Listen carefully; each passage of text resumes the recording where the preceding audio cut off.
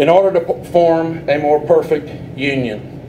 You know, I think maybe many of us when we were kids or something, we read this and in order to form a more perfect union. Well, it was kind of like fluff. It was kind of like something that just sounded kind of nice. Well, I don't think the forefathers, when they wrote the Constitution, thought this. There was, of course, the Articles of Confederation are behind the thought process here. The Articles of Confederation adopted prior to the Constitution were the order and the law of the day, but it wasn't working very well. And so the Constitution was established to form a more perfect union. Notice here again, we have reference to states. This is a union. This is a union of states. The Constitution is all about the states. Now, again, I looked at this, and as a novice, you know, as one who just wanted to understand the meaning of the words, I said, you know, it seems like to me the critical word here is union. Now, and I can't help but think that the forefathers had in mind this term in relationship also to the union of marriage, where you take two people of different personalities and you make them one. So we have states that have different personalities, different cultures, and we bound them together as one in the Constitution. So it's a union of what? It's a union of free and independent states. Next slide. Let me comment a little bit. You know, this is probably one of the more drab PowerPoints you've ever seen. I mean, it's just white with letters and stuff. Frankly, I thought about that, so I'm going to do that on purpose. I want us to look at the words. I don't want any fancy graphics here. Let's look at the words tonight, and hopefully we'll hear the forefathers speaking to us through them. Of course, here I'm exaggerating or looking at the preeminence of the concepts of states throughout the preamble to the Constitution. It's we the people of the United States to form a more perfect union. I think the reference to common defense is also reference to the states. And of course, the United States. Go ahead. Now here I've got both words in red. Notice this is the only purpose phrase in the Constitution that doesn't have an adjective to it. It just says establish justice. There are no kinds of justice. Justice is simply justice.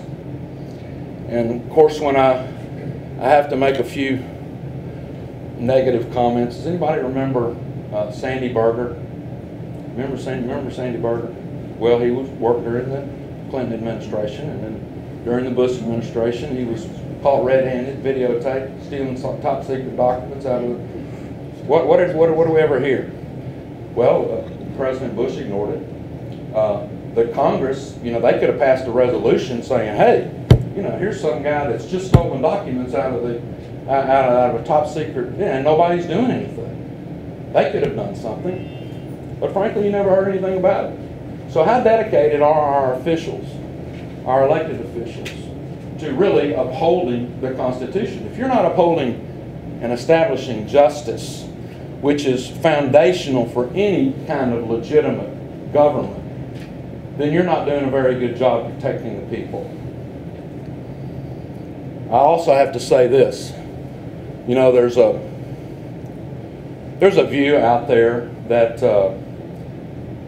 these bailouts may not be necessary or may not be appropriate, may not be the best thing for the country. But some people say it's constitutional.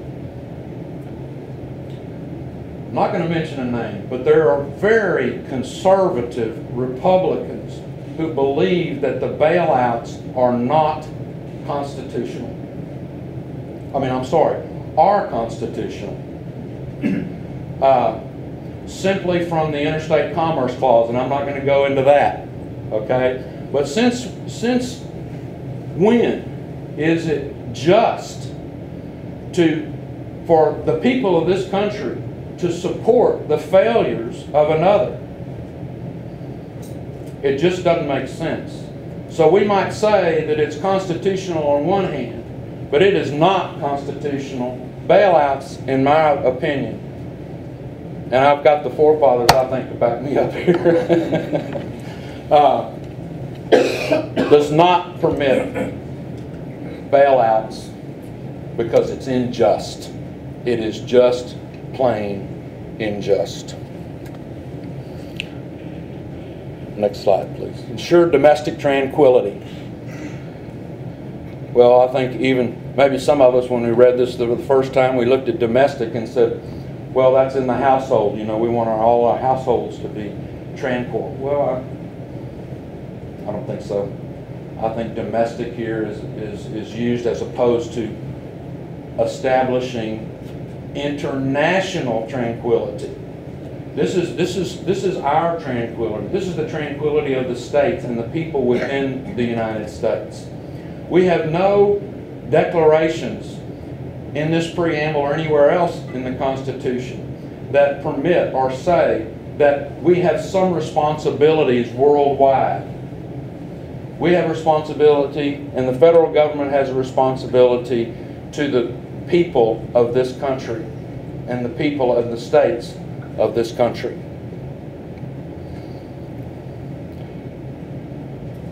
Next slide.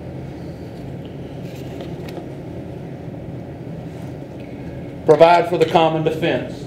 Again, I see this as a reference to the states.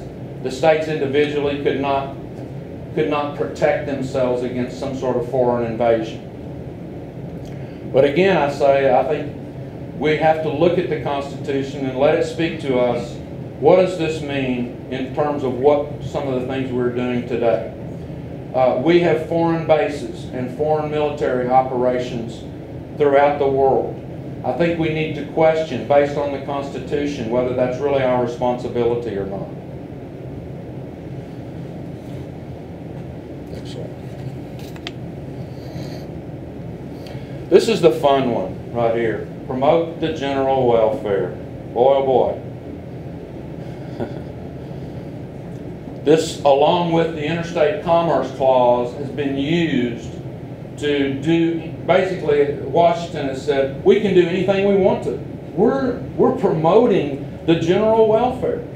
Well, let's just examine this a little bit. Are we really promoting the general welfare? I think the key word here is promote.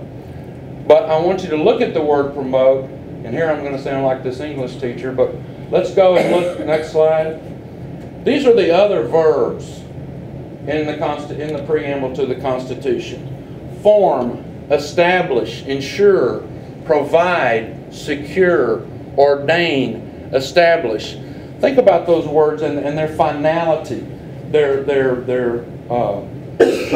conclusiveness, their absoluteness. Okay? They're very, very strong words, and they accomplish something. They have the end goal in mind. And yet here we have a different kind of word. It's promote. Let's just use the word promote here and put it in other places in the preamble to the Constitution and see if it really sounds very good or sounds very effective. I think you'll just read there, kind of weak, I would say. Are we just going to encourage justice or advance domestic tranquility, promote the common defense? So why did the Founding Fathers choose this word? Go to the next slide, please.